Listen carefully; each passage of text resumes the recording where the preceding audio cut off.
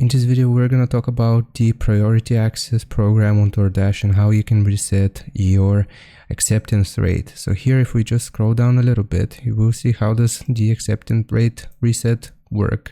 So as we introduce this benefit in new areas, dashers who have a qualifying customer rating have the opportunity to reset their acceptance rate and start fresh. Your acceptance rate is calculated based on the latest 100 delivery opportunities you receive. In order to reset your acceptance rate, tap the link in your email. You must be the recipient of the email, or the link in your app and complete the reset form by the deadline provided. So you will have received an email or a notification on the Doordash Dasher app that you can reset your rating. So if you want to proceed with the reset, you just click on the link or fill out the form on the app, and you will receive a notification confirming that your acceptance rate has been processed.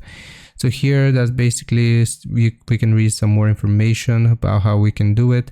And yeah, like I said, check your email, your Doordash Dasher email, to see if you have the option to reset your acceptance rate or the Dasher app. So I hope this helps. Leave a like and sub, and I'll see you next time.